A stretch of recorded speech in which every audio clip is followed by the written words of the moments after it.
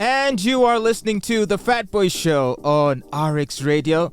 You know, the weekend isn't far away, and you know what you're going to see on the weekends? You're going to see lots of weddings. For some reason, weekends is when people like to get married the most, but I can understand that. It's when people are free, are available, have time away from work or school, and so if you invite them for your wedding ceremony or the wedding reception thereafter, yep, people will be all up for it, and it's always a fun thing to be at these wedding receptions. They can be very festive, and of course, who can say no to free food, right?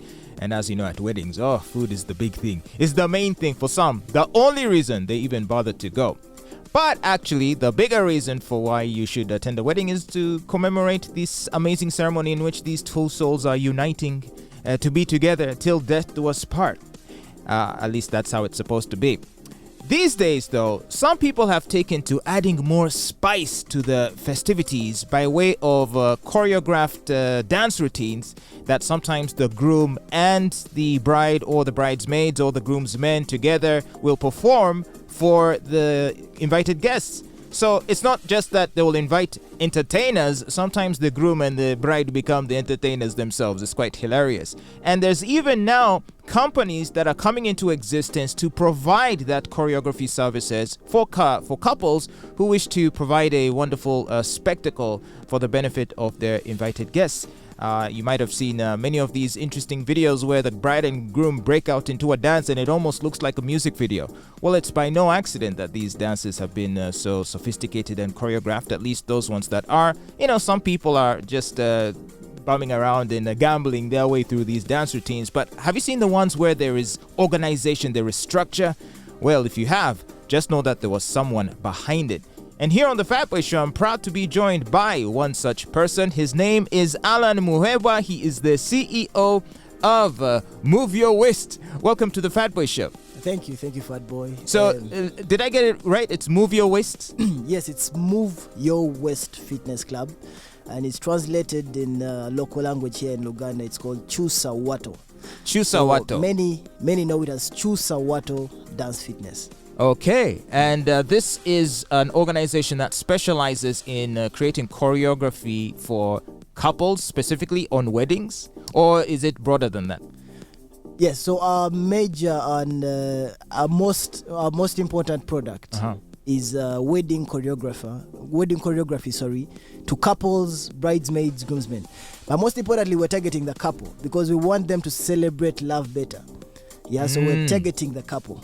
So you would think, or some might think, that it's supposed to be an intimate occasion amongst family and friends for people to just be themselves and to enjoy freely. Do you think that by adding choreography, you're adding complications to what is supposed to be a free and relaxing party environment? Not really, because see, we have culture here in Uganda, yeah? Just like any other society. We have cultures, we have traditions. But see, the thing is, times are changing. We cannot throw away culture. We can't throw it out of the window. Right. But we can work with the changing culture or the trending culture and see how do we work with our old cultures and create a new experience, create new entertainment, create a new thrill for weddings. Because we have attended so many weddings from way back, yeah? So the question is, how is a 1990 wedding different from a 2023 wedding? A 2023 wedding is lit. Exactly. So it's supposed to be lit because now love is changing. Everything evolves. Everything changes with time. Love is changing. Back in the day, it was very sophisticated. So much to consider. You go there and you're very serious in your suit or your nice fancy clothes, and you're very dignified. Exactly. And everyone's so reserved and quiet. And yet now what we're seeing is that these weddings are turning into mini festivals. Exactly, because one of the things that's really changing the world right now is technology. You want to go home and rewatch yourself. Be like, okay, I was the groom of the day. I was the bride of the day. How was I? Did I excite my family? Did I excite my relatives? Did I excite? So you're going to watch yourself, whether you like it or not. You will watch yourself, or you will demand the cameraman to give you footage. So it's not enough to just have a beautiful decor or a wonderful reception hall or a beautiful cake or a nice gown. Now you also must have a viral video. No, it's not enough because now a viral dance video. Because they do tend to go viral, these videos. Exactly, and it's something you'd want to have you'd want to be the one in the viral video. So when it goes viral, you'll be like, I was the one in that video. But even now, you realize that you talked about cakes, you talked about deco, nothing is new. We have seen all that. You're not going to have the best cake in the world. You're not going to have the best deco in the world. But you can have the best dance in the world. That you can. Yeah, you can have the best dance in the world. So let's get into that. Obviously, when it comes to weddings and music, I don't know if there's a standard for what kind of music is appropriate for a wedding, or if a couple is going to make a dance presentation. How do you choose the songs that would be appropriate, or that doesn't matter? Just go for whatever feels like brings you the vibe. So when a client contacts, Chuusa Wato, Move Your Waist company, and says, we want a wedding dance. Truth is, we don't know how to dance. People fear dancing, by the way. Dancing, if you're not careful, you will have an embarrassment. I saw one of your promotional videos in which you were trying to show a couple some moves, and they were a bit stiff. I think you were trying to show them this move like this, and then they were kind of also fidgeting a bit. Yeah, so it looks like a lot of people aren't really used to dancing, and that's the worry, in that people usually fear and say, you see, now I'm a loner, I'm not a people person, but I have to show up at my wedding, I have to do some dancing. So most people are scared to dance, but see, I'm saying it because I'm a choreographer, I'm a dancer. And I believe dance is rhythm. You look like a banker. Yeah. You could fool anyone. Doesn't he look like a banker? Yeah. But the goal is not to be obvious. Do not just look like your profession. Okay. Oh, so, you had me fooled. Yeah. But I could be a banker too. You never know. Yeah, true. So the thing is, when someone is going to have a wedding, the worry sometimes is, how am I going to entertain my people? How am I going to move? But see, everybody, dance is rhythm, because we're looking at dance. Dance is rhythm. Everybody can, just the mere nod of your head, you're dancing. You're already dancing. So dance is just rhythm. It's not the things people are used to, Michael Jackson moves, sophisticated moves. That is extreme, that is advanced. But to basic level understanding of what dance is, it's basic. It's just basic body movement. So what I do is get your rhythm, because everybody has a rhythm. Everybody has a rhythm in their body. It's not the same. But some of us we don't have a single dancing bone in our body. Even if it's robotic, that is already a robotic rhythm. So what I do as a choreographer, as a wedding dance choreographer, I get your rhythm, study your rhythm, and find you the best suited choreography that you can do on your wedding day. How serious or how complicated should the choreography be? Because isn't there a risk, if it's too complex, it takes the fun away from it? Because now, as if planning a wedding isn't stressful enough, now I have to memorize dance moves, I have to attend rehearsals, like almost as if I'm a musician preparing for a concert. It would certainly add more stress to the wedding preparations, wouldn't it? I don't think I would call it stress, because a wedding is an experience. A wedding is a one-time experience. Once in a lifetime. So you have to challenge yourself to certain things. If you even wanted to backflip on your wedding, say, I've never backflipped in my life. But this one time I'll do this thing and remember that I will die, but I backflipped on my wedding day. Yeah. This is crazy. So just to finish, I'm saying it's not stress. Yeah. So ideally, you have, just like any other business, you have to understand the needs of your client. Understand that sometimes your client is not the best dancer. So I have to find what suits you. Where is your comfort zone? Is it Lingala? Is it Calypso? Because I have to now use my understanding and knowledge of dance to give you what suits your rhythm. Obviously, it would be helpful if both the groom and the bride had a similar music vibe or dance vibe, like are at least familiar with similar styles of dancing, so that you can at least easily agree on the kind of choreography you're going to do. Because I'm just thinking, you imagine, and I don't know if some of the couples you've choreographed for have been interracial. So if, for example, the man is a Muzungu and the woman is a Ugandan, there might be some cultural clashes here, where for him, he may not be so familiar with the kind of dancing which I'm sure will be very Afro-Caribbean in style, which is the popular style of dancing here. And, for him, he may be into a totally different thing. So how do you reach a compromise? I think the difference is what makes it interesting. The difference is what brings the fun, the excitement, because at the end of the day, we have to find a common ground. Because you come and your dance style is maybe you're white, you maybe have an electronic kind of dance you're used to, and you're marrying a Muganda's Minyankoli lady who is used to the Chitaguro.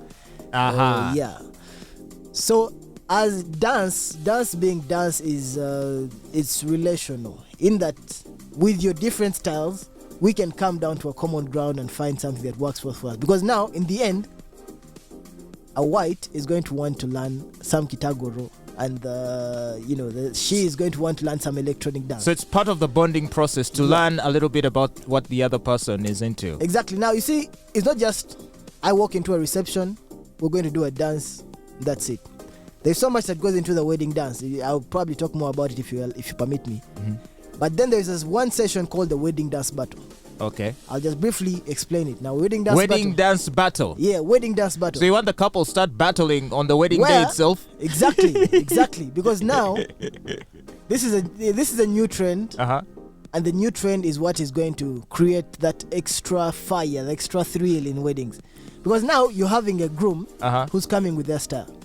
You're having a bride who's coming with their style. Don't tell me this is like one of those Black American ghetto dance showdowns. Exactly. You got served. Exactly. So you come with your groomsmen, she comes with her girls, and then you both take turns to destroy the other. Yeah, it's actually more like, I'll call it this way, more like a picture. It's like I'm showing you, if I'm the groom, I'm showing you what you have not seen and what you're going to see later on in our marriage. Okay. So I'm showing you that, hey, you have not seen this fire in me, but I'm going to show you these moves and show you what you're marrying. Yeah. So, okay. So exactly. So the groom is going to bring their game, probably backed up by his groomsmen. Bride has her squad too. And now they both can choose to bring, well, if they choose to battle, they both can bring that hit. That hit alone, it's fun for them, it's exciting for them. Certainly. But the impact it has on the guests. Because now it makes it almost feels like everyone is participating. Yeah, because trust me, normally for what it has been like, you go to a wedding, we had nice food, we had nice cake, all the drinks were really nice.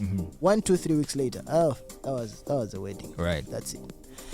But if I saw you do a backflip at your wedding, I'm not saying people should do backflips at their wedding, but I'm saying, say you did a moonwalk, I'm going to talk about that thing for the next 5 years. And I'd be like, I never thought in my life that this guy could dance. And I think the charm in it is, it need not be perfect necessarily. But sometimes even just the effort of it, the fun, it in and of itself is memorable and exciting and enjoyable for everyone. Well, I do have one particular concern though. Maybe you can answer this for me. Yeah. We are seeing a lot of marriages are suffering these days. Yes. Okay. There's a lot of divorce, which leads some people to think, is it the case that people are focusing too much on the spectacle of the wedding day and the ceremony and all the fun associated with it, while losing sight of the deeper meaning of the marriage and the commitment thereafter? After all the excitement dies down, people have praised your wedding. A lot of couples find, well, here we are. We don't have anything in common. So I can appreciate the need to make the wedding day as festive, as memorable as possible. But then if that becomes the focus, is there not a risk of losing sight of the true deeper meaning of marriage? No. What do you say to that concern? See, I believe love is a vehicle. And no, marriage is a vehicle. Yeah? And that vehicle is love. What we call the vehicle is love. Now, love, just like any other vehicle, is supposed to be fueled. Right. Yeah? So what do you fuel this vehicle to keep it running, to keep the engine strong, to keep it on fire? Yeah? So because just if love marriage is a vehicle, then you have to service it. Now this is why I'm bringing the art of dance as something that is going to rejuvenate love in marriages. Because you see, I can quarrel with you, but I'm not saying it's going to be like the movies. But I can quarrel with you, and then we'll settle it. And then tomorrow maybe you're still, pissed about something, and I could say, you know what, dance with me. Mm-hmm. I don't even need to go out to a club or to. I could just play music, play a favorite song, and say, "Hey, dance with me." So in other words, At the end of that song, you will have forgotten your entire argument. You'll probably be kissing each other now. Love will be rejuvenated. So now we're going to use dance as a vehicle to keep rejuvenating the fire. As one of the vehicles. There's so many things you can do. Of course. But love is happiness. There's no dance, or there's a sad dance, but in itself, there's true happiness in that dance too. But dance is happiness.